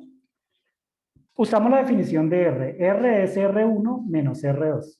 Y acá tiene los índices alfa, ¿no? Alfa aquí, alfa acá. Mientras que este P' beta que encontramos es precisamente esto que está acá. Pero con el índice beta arriba, ¿no? Ahora lo pusimos arriba. Entonces ustedes simplemente ponen este índice beta aquí. Beta aquí y beta acá. Y bueno, resolvemos todos los términos, ¿no? Usando la linealidad de los conmutadores, uno encuentra que de aquí salen 4 conmutadores, pero de nuevo, para el caso del conmutador con R1, únicamente va a contribuir a la derecha el término que viene con P1. No contribuye el término que viene con P2 porque ya sabemos que R1 con P2 vale 0. Es decir, el primer conmutador que contribuye es el siguiente. Acá ustedes ponen R1 alfa con este término completo. Este término que está acá. Lo ponen aquí. Y no ponen el segundo término, no lo ponen, porque R1 conmuta con P2, o sea, vale 0 el conmutador. Entonces, ¿para qué lo ponen si ya se sabe que vale 0, no? Más, el segundo conmutador que va a contribuir es el que viene con R2, ¿no? Entonces, dentro tenemos menos R2 alfa, perdón. Y este aplica únicamente a P sub 2. No aplica a P1 porque R2 con P1 vale 0. Entonces no es un conmutador que vaya a contribuir. Solamente contribuye el segundo término. Entonces ponemos este término que está aquí. Lo ponemos acá. Y escribimos esto de una manera más conveniente. Esto es un coeficiente que es un número real, por lo que conmuta con cualquier operador y entonces lo puedo sacar del conmutador. Lo pongo aquí afuera. Este signo menos que está acá, multiplicado por este menos, da más. Y todo este coeficiente, de nuevo, es un número real, lo pueden sacar del conmutador. Entonces, los dos términos que contribuyen los escriben de esta manera, como está aquí. Y ahora notamos que, de nuevo, obtenemos el siguiente resultado. Tenemos M2 sobre M1 más M2 por este conmutador, R1 con P1 de alfa beta. Pero esto es IH barra delta de alfa beta más M1 sobre M1 más M2 multiplicado por este conmutador R2 con P2, pero ese conmutador es IH barra por delta de alfa beta. Factorizamos el IH barra delta de alfa beta y obtenemos el siguiente resultado. Miren que simplemente ponen acá IH barra delta,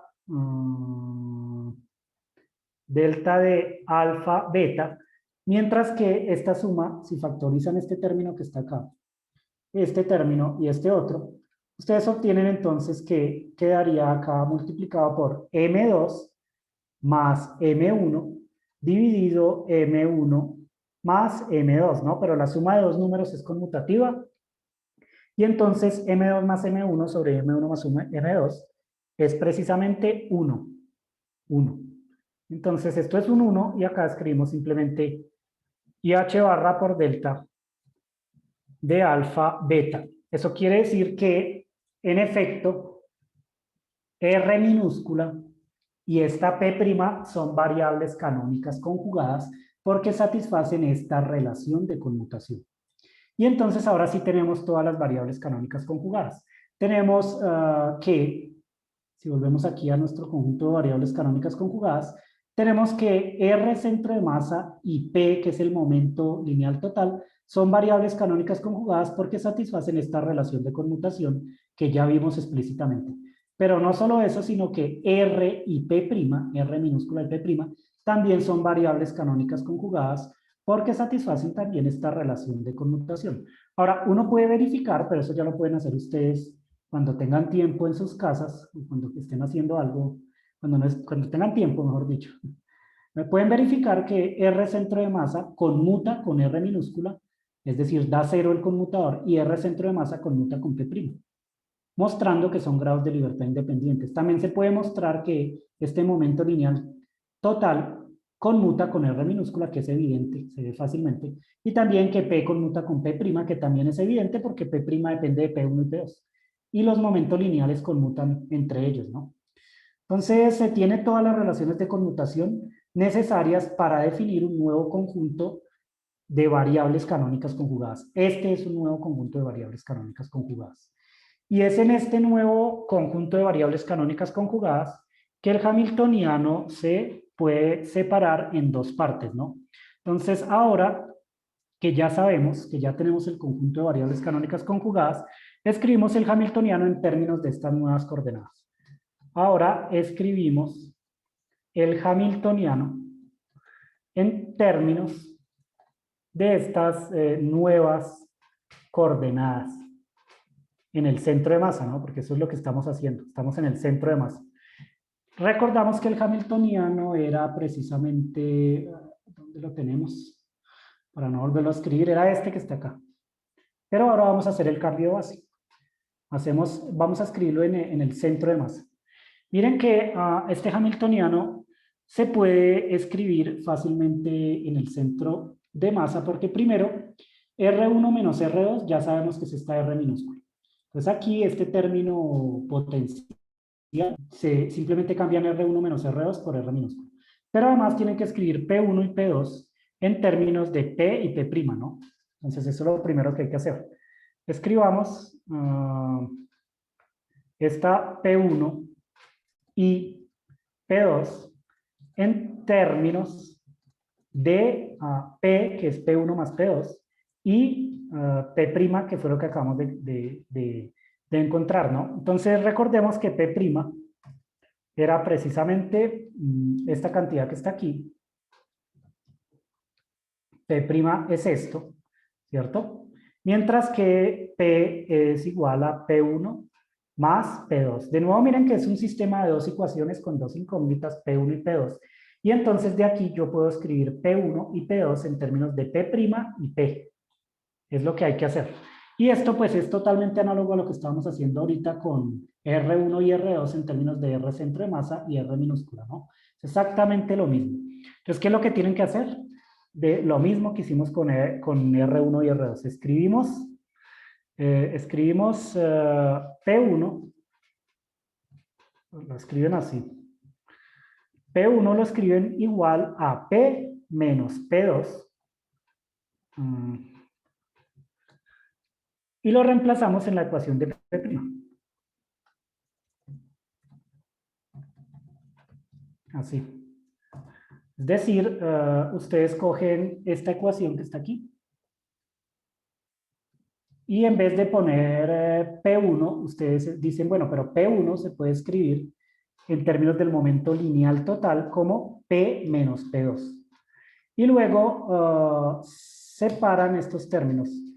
Factorizan todo lo que sea factor común de P2 y al P lo dejan por aparte, entonces les quedaría M2 sobre M1 más M2 por P menos, ¿qué les quedaría? Este término multiplicado por P2, ¿cierto? Y menos el otro término que está aquí, ¿no? Este otro que está acá. Separan los tres términos, pero miren que P2 es factor común en los últimos dos términos, entonces los sacan como factor común y entonces sacan también este menos de factor común, encierran entre paréntesis esto, aquí les queda un más, sacan el menos de factor común y suman estos dos factores, pero bueno, esto evidentemente es M2 más M1 dividido M1 más M2 y M2 más M1 dividido M1 más M2 pues vale 1 y 1 por P2 pues es P sub 2. Y de aquí tienen la relación de P' y P sub 2. Ahora despejan o despejamos este P sub 2 y ¿qué obtenemos? Obtenemos el resultado que queríamos. P sub 2 pues es igual a P', no, menos P' acá, ¿no? Más este término que está aquí. Sería M2 sobre M1 más M2 por P menos P'. Eso sería P sub 2. De manera totalmente análoga, ustedes pueden encontrar P sub 1 en términos de P y P'. Lo único que tienen que hacer es ahora escribir P2 igual a P menos P1 y reemplazarlo en la ecuación de P' hasta que llegan a la expresión. La expresión a la que se llega de manera totalmente análoga es esta. M1 sobre M1 más M2 multiplicado por P más P'. Eso sería ahora P1 y P2 en términos de P y P', que era lo que queríamos encontrar. Y reemplazamos estas dos, P1 y P2, en el hamiltoniano, para que ahora el hamiltoniano nos quede en términos de P y P'. Entonces, reemplazando en el hamiltoniano, ustedes obtendrían básicamente lo siguiente. Vamos a coger este hamiltoniano que está aquí. Y reemplazamos ahora precisamente estas definiciones, ¿no? Entonces miren que aquí P1 está al cuadrado. Entonces aquí vamos a poner 1 y vamos a poner P1 al cuadrado. Pero P1 al cuadrado es todo esto. Entonces ustedes cogen todo esto y lo elevan al cuadrado. Entonces cogen acá todo esto y lo elevan al cuadrado. Por otra parte, P2 al cuadrado, vamos a ponerlo aquí, aquí al frente. Y P2 al cuadrado es este que está acá, elevado al cuadrado. Entonces lo ponen aquí y lo elevan al cuadrado. Mientras que este término potencial ustedes tienen que es E2, E al cuadrado, perdón, dividido la norma de R1 menos R2. Pero R1 menos R2 es R minúscula. Entonces lo ponen de una vez así, dividido la norma de R minúscula. De una vez, ¿no? Y aquí quitemos esto acá. Listo. Y luego, después de hacer esto, simplemente resuelven el cuadrado. Y entonces, ¿qué obtendrían? Si resolvemos el cuadrado, ¿qué obtenemos? Miren que resolviendo el cuadrado, ustedes tendrían entonces que aquí aparece m1 cuadrado dividido, vamos a llamar esto una m mayúscula al cuadrado, que, donde m mayúscula es m1 más m2, por p al cuadrado, más p' al cuadrado, más los términos cruzados. El término cruzado sería dos veces m1 sobre m mayúscula por p'. Y aquí quitar el cuadrado. Más un término totalmente análogo, cuando resuelven el cuadrado, tienen un término totalmente análogo, solo que aquí viene m2, aquí viene también m2, p al cuadrado, aquí viene p' al cuadrado y aquí viene menos dos veces m2 dividido m por p'. Y menos el término potencial que es este que está aquí. Ahora, noten que este M1 que está aquí cancela aquí este término, ¿no? Este M1 que está acá cancela este término. Que haría M1 cuadrado sobre M1 da solo M1, ¿no? 1 sobre 2M1 pasa a dividir acá y 1 sobre 2M1 cancela este 2M1 que está aquí. Entonces, nosotros verificamos de aquí primero que este término que está acá, este término que está aquí, se cancela con este otro que está aquí. Porque lo que tenemos es un medio 1 sobre 2m1 por 2m1 dividido m mayúscula por p'. Pero 2m1 dividido 2m1 pues da 1, ¿no? Entonces aquí nos quedaría p por p' dividido m mayúscula. Mientras que en el otro lado nos quedaría menos p por p' dividido m mayúscula, porque 2m2 se cancela con 2m2 acá afuera. Como ambos sí tienen signo contrario, se cancelan. Son idénticos, pero con signo contrario. Y entonces hacemos lo siguiente. ¿Cuáles términos sobreviven? Sobrevive M1, está M1 al cuadrado, dividido dos veces M1 por M mayúscula al cuadrado, por P al cuadrado. Este término sobrevive, solo que entonces uno puede quitar este M1 de acá y acá quitar el cuadrado. Quedaría el término quedaría así, ¿no? Más P' al cuadrado, pero bueno, P mayúscula, P' al cuadrado dividido dos veces M1. Más M2, M2 dividido 2M mayúscula al cuadrado por P al cuadrado, que sería el término que aparece aquí, ¿no? Cancelan M2 al cuadrado con esto de M2, el 2 pasa abajo y queda precisamente esto, ¿no? P cuadrado por M2 sobre 2M2. Más P' al cuadrado dividido 2M2 minúscula. Los términos con signo contrario se cancelan, ¿no? Como ya les había dicho. P por P' sobre N se cancela con menos P con P' sobre N. Tomando en cuenta que ambos términos van a dar iguales, pero de signo contrario. Entonces, esos dos términos simplemente los cancelan, no contribuyen. Y entonces, aparte de eso, únicamente queda el término del potencial de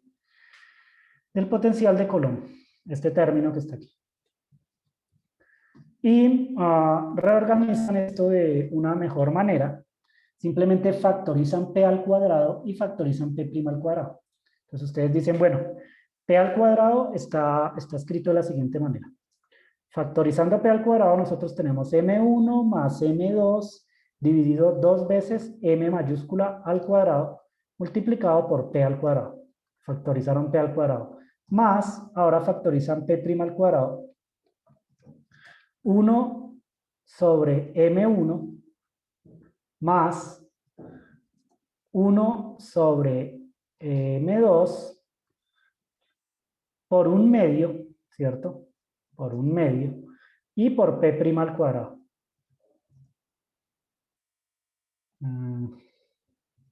Así. Menos el término de Coulomb. Menos el término de Coulomb. Pero ustedes saben que M1 más M2 es M mayúscula.